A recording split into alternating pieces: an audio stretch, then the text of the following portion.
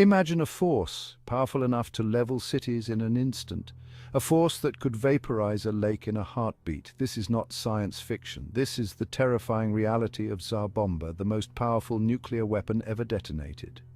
On October 30th, 1961, the world held its breath as this monstrous device was unleashed over the remote Severny Island in the Arctic Ocean. The sky erupted in a blinding flash, visible hundreds of miles away. A mushroom cloud, 40 miles high, towered over the landscape, a terrifying symbol of humanity's destructive power.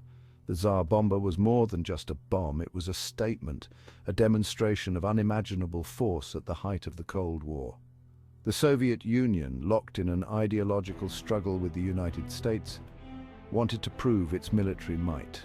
And prove it they did with a weapon that dwarfed anything the world had ever seen. The Tsar Bomba's yield was 50 megatons of TNT, equivalent to 50 million tons of exploding dynamite. To put that in perspective, it was over 3,000 times more powerful than the bomb that devastated Hiroshima. The sheer scale of the Tsar Bomba's power is difficult to comprehend. The blast wave circled the globe 3 times. Windows shattered hundreds of miles from the detonation site. The seismic shock was felt thousands of miles away. Even at a distance of 62 miles, the heat from the explosion was intense enough to cause third-degree burns. This was a weapon of unimaginable destruction, a stark reminder of the stakes of the Cold War. The Tsar Bomba was a testament to human ingenuity, but also to our capacity for self-destruction. It was a chilling demonstration of the power we held, a power that could obliterate our world many times over. The blinding flash over Severny Island served as a wake-up call, forcing the world to confront the terrifying potential of nuclear war. It was a moment etched in history, a reminder of the fragility of our planet and the importance of peace.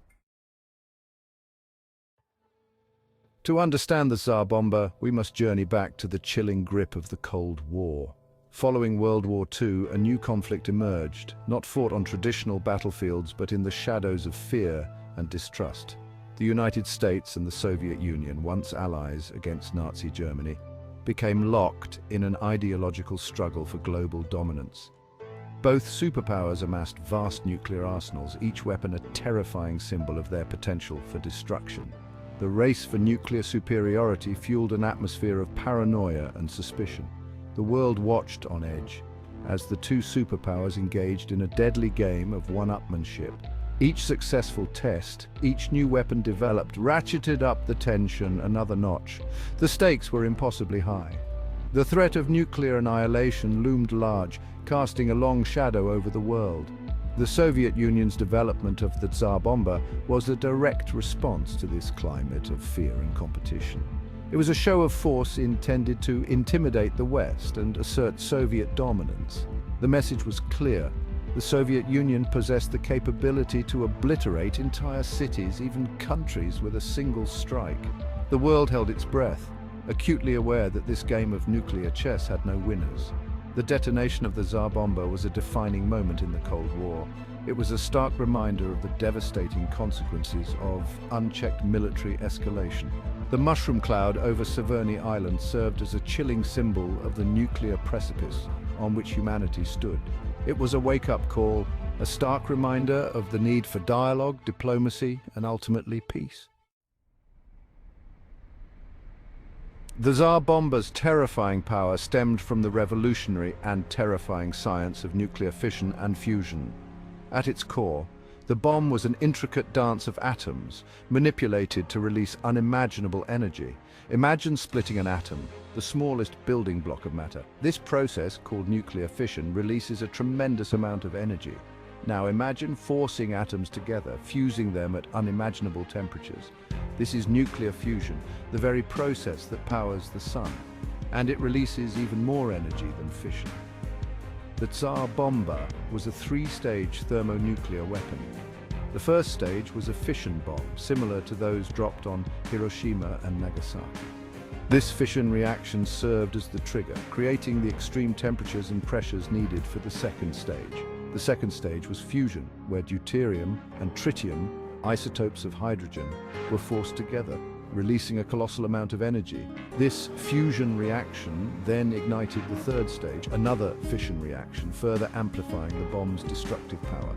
The result was a weapon of unprecedented destructive power. The Tsar Bomba's 50-megaton yield unleashed a force beyond anything previously witnessed.